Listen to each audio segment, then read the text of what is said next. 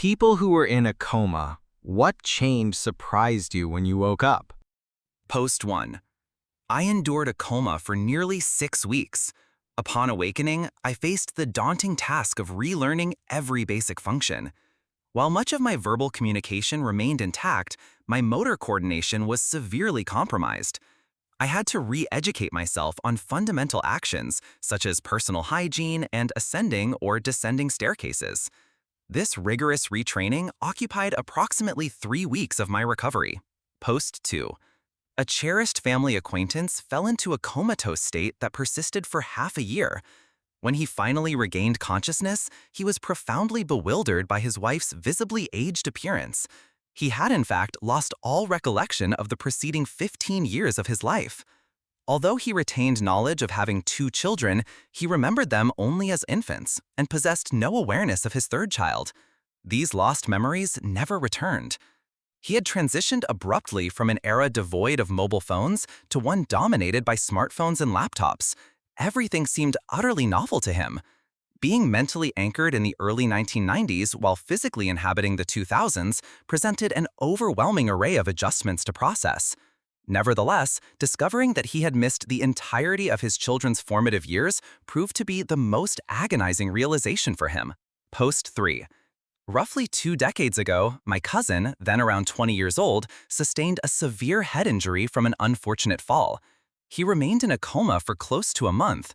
Upon his recovery, he rather swiftly ascertained that he possessed an eidetic memory. He could recount entire conversations verbatim, even specifying the precise date and time of spoken remarks. Furthermore, he could commit intricate images to memory with merely a few seconds observation. His exceptional recall abilities persist to this very day, and frankly, it's quite bothersome. Whenever he brings up something I've uttered in the past, typically something I can't even recollect, I playfully suggest we give him another knock on the head. Post 4. My spouse was placed in a medically induced coma for a duration of 4 days. She had experienced an adverse reaction to contrast dye, which caused her heart to cease functioning for a full 20 minutes. For nearly 3 months following, she engaged in confabulation concerning her long-deceased parents. She would converse about them as if they were merely in the adjacent room. Alternatively, she would claim that her daughter or brother had called, despite no such communication occurring. Repeatedly, she would believe her mother was alive, then her father. It was incredibly challenging to gently correct her numerous times throughout each day. She would concoct astonishing narratives about the activities and statements of various individuals, relatives, friends, neighbors, truly demonstrating a vivid creative imagination. After 3 months, she began to regain her lucidity. The confabulations subsided. Now the situation is inverted. She can recall recent occurrences, but her long-term memories have vanished. I cannot truly comprehend what that experience must be like, but it assuredly appears dreadful. She occasionally weeps for her lost recollections, yet overall she is managing exceptionally well. Post 5. My significant other was in a coma for 2 weeks, medically induced. When she awakened, she harbored extremely inaccurate recollections. These fabricated memories were entirely based on discussions people had held while present in her room. For instance, she genuinely believed she had been airlifted to Washington, D.C. for medical care. However, while she was in her comatose state, my father-in-law had merely mentioned that he had just flown back into town from a work trip to D.C. Somehow, she unconsciously registered this information, and her brain misinterpreted it to signify that she had traveled to D.C. Even after we thoroughly explained the actual location of her treatment, it required several days for her to fully reconcile with reality. Post 6. A young man I briefly dated during my high school years was standing at a bus stop as I drove through my old hometown, en route to visit my parents. I offered a friendly wave, but he simply appeared utterly bewildered. Consequently, I sent him a message on Facebook, intending merely to be cordial. As it turned out, he had absolutely no recollection of me because he had been involved in an unfortunate accident and subsequently endured a coma lasting nearly half a year. Astonishingly, he awoke with a Scottish accent and was compelled to relearn how to walk. His family eventually determined that the Scottish inflection stemmed from his ultra-Scottish grandmother, who had spent considerable time with him as an infant, and apparently that's what his developing brain fixated on.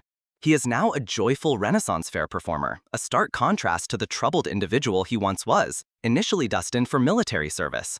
I suppose he's happier now, but it genuinely prompts one to ponder the person he might have otherwise become.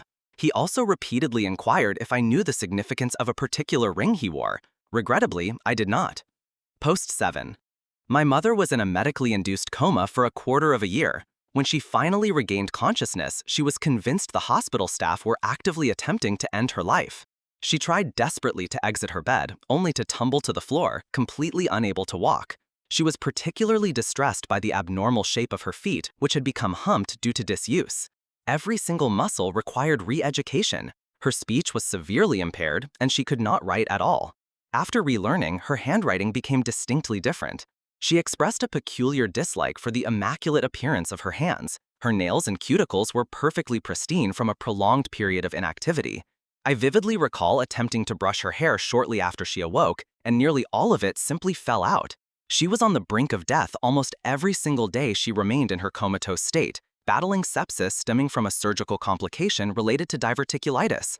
A significant portion of her hair has since regrown, and she can now walk, but she lives with brain damage that gives her the appearance of being perpetually intoxicated. She frequently experiences dizziness. Nevertheless, 5 years have passed and her recovery has been truly miraculous. Thank you all so immensely for your heartfelt support.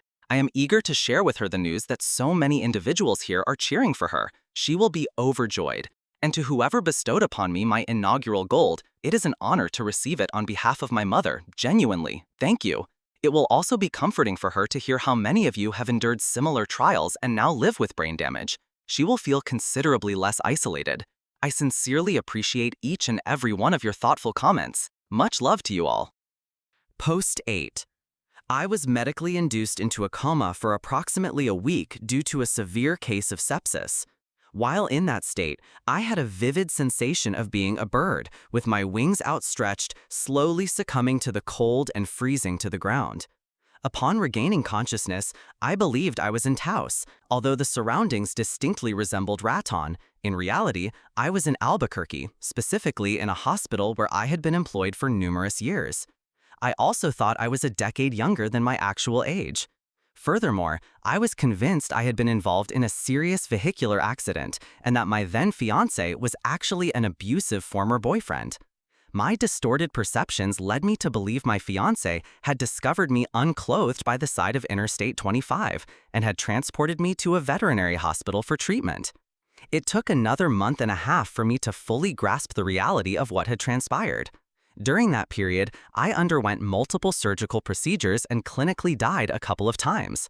On one occasion, as they were replacing my wound vacuum dressing, I glanced downward and observed the internal workings of my body, and at that point, things began to make a bit more sense. To this day, I still cannot bring myself to consume cheeseburgers. Post 9. Diabetic ketoacidosis plunged me into a coma. I retain only faint recollections of feeling unwell beforehand, but my overall perception of time became utterly indistinct. Even years later, I struggle to construct an accurate chronological sequence of events. I have fragmented memories of various doctors entering and exiting the room. Once I emerged from the coma, I remained quite disoriented. When a person is receiving an insulin drip, their blood sugar levels are monitored hourly. Consequently, I was never truly able to sleep, yet I felt as though I was asleep the entire time. It's an elusive sensation to articulate, simply a fluid, unanchored passage of time. Edit. My boyfriend, who isn't a Redditor, observed me responding to various comments and questioned why I was engaging with trolls. After reviewing some of the remarks, both he and I are genuinely impressed by the sheer volume of support from complete strangers. You all are incredible for recognizing that navigating life isn't always straightforward. We've all fantasized about striking someone when they utter phrases like, "Oh, my grandmother has that and she's perfectly fine. At least it's not cancer," or the absolute worst, "Are you even allowed to eat that?" Thank you all, you're truly remarkable. Post 10. I was in a coma for a total of 9 days. When I regained consciousness, I was still connected to a ventilator. Once they removed the breathing machine, my body simply failed to remember how to respire independently. I literally had to relearn the act of breathing. This process occupied several days. I possessed no inherent understanding of how long or how deeply to inhale, how long to hold my breath, or how long to exhale. I was compelled to dedicate all my mental focus solely to the process of respiration.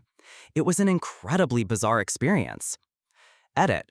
For all those curious about how I managed to sleep, I simply didn't for the initial couple of days. If I drifted off, my blood oxygen monitor would emit a shrill beep, jolting me awake, followed by a nurse shouting at me from across the intensive care unit to recall my breathing. I was incapable of speech due to the tubes that had been inserted through my nose and throat. But I distinctly remember one instance when I awoke, utterly exhausted, to that infernal beeping. So I began to concentrate on breathing once more, but I was consumed by intense anger. My nurse rushed over, loudly instructing me to breathe. I glared at her and, with my non-existent voice, mentally screamed, "I am." She must have deciphered my lips and perceived my fury because she merely raised her hands in surrender and uttered, all right, good job," before retreating. Anyway, I shared that anecdote because I've never had the chance to before.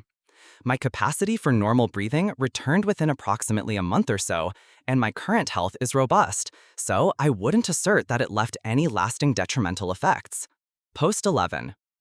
Back in the 1990s, my great-grandfather suffered a stroke. He remained in a comatose state for 3 weeks, and when he finally woke up, he was entirely unable to communicate in English. The only language he could speak was Choctaw. He had acquired this language during his childhood, as his family resided in close proximity to a Choctaw reservation, and he frequently played with many children from that community. He spoke it fluently at that time, but had gradually forgotten it throughout his life to the extent that he couldn't recall a single word by this point. This linguistic shift persisted for around 10 days, and then, one morning after a night's sleep, he suddenly awoke and could exclusively speak English once again, possessing no memory of the Choctaw language. Additionally, he was remarkably able to verbatim repeat every single conversation that had taken place within the room he occupied. Post 12. I was in a coma for a mere 4 days. Upon my awakening, everyone around me was discussing the infant boy I had supposedly given birth to. I had experienced a loss of my long-term memory and possessed no recollection whatsoever of being pregnant. My son was being cared for at the children's hospital within the NICU, Neonatal Intensive Care Unit. I had delivered him via C-section at a mere 29 weeks of gestation. All of this unfolded because I had Crohn's disease, a fact I only discovered after regaining consciousness. My colon had ruptured during my pregnancy. My husband recounted that I spoke with a childlike demeanor when I first woke up. Initially, I felt profoundly fatigued, but then, over the subsequent few days, I experienced a peculiar restlessness. I recalled one specific conversation my mother had with a nurse while I was unconscious. After a couple of days, my long-term memory progressively returned, and I could recall everything leading up to my second surgery, with a blank period thereafter until my awakening. My son's birth was the consequence of my third surgery. Post 13. I endured a coma for almost 2 weeks. The most astonishing change I noticed was a profound shift in my personality.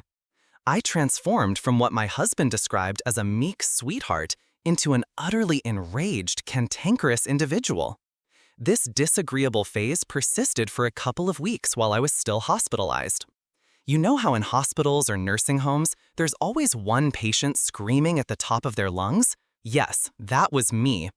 I essentially yelled at everyone. My poor nurses bore the brunt of it. One particular nurse even issued a threat against me because my behavior towards him was simply that egregious.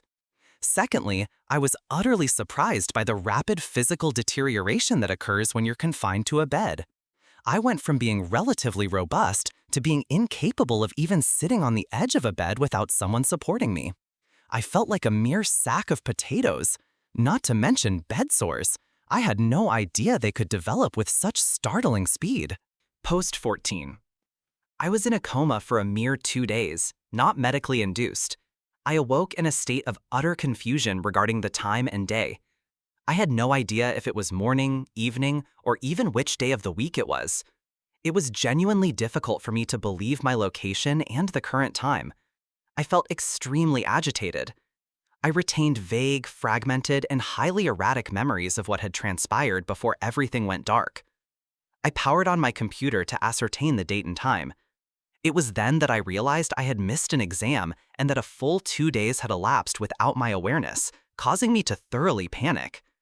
I frantically charged my phone to check for any messages. My absence had largely gone unnoticed, which made me feel incredibly fortunate, then relieved. Subsequently, an overwhelming sadness washed over me, and I began to weep uncontrollably. Edit. I should have clarified that this was a hypoglycemic coma.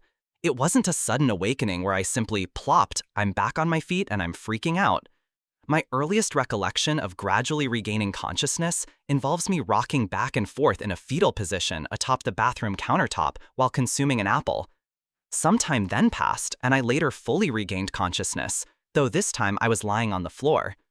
I cannot recall how I acquired the apple, how I got to the countertop, or how I ended to back on the floor, but as my mind began to function again, I was distressed and profoundly agitated. Post 15. I was in a coma for a single day and possess no memory whatsoever from the day preceding it to 2 weeks afterward. I think the thing that consistently surprised me was the presence of staples on my pubic region. Something had nearly severed my penis and punctured into my pubic area, necessitating staples to close the wound. Because my memory was so compromised, it took me several days to stop being startled every time I went to urinate. There were, in fact, numerous surprises. I found myself in a hospital located in a state adjacent to my home state. I couldn't recall my place of residence within my home state. I genuinely believed I was still enrolled in college despite having graduated 2 years prior. Not only was I confined to a wheelchair, but I also had to be physically restrained in my bed each night. My memory was absolutely abysmal. Double vision due to a cranial nerve palsy was another unexpected development. The entire ordeal was dreadful, and I yearned to leave the hospital. It was also surprising to discover how much more challenging life was outside of the brain injury hospital, especially given how well I had been progressing within the hospital compared to the other patients on that ward. I was particularly struck by how impatient people often are with individuals who have invisible injuries. All in all, a traumatic brain injury, TBI, is truly awful. Avoid it if at all possible. However, I did genuinely enjoy the companionship of my inpatient therapists. Thanks for watching. If you enjoyed these stories, make sure to like and subscribe for more true tales from Reddit. Your support means a lot.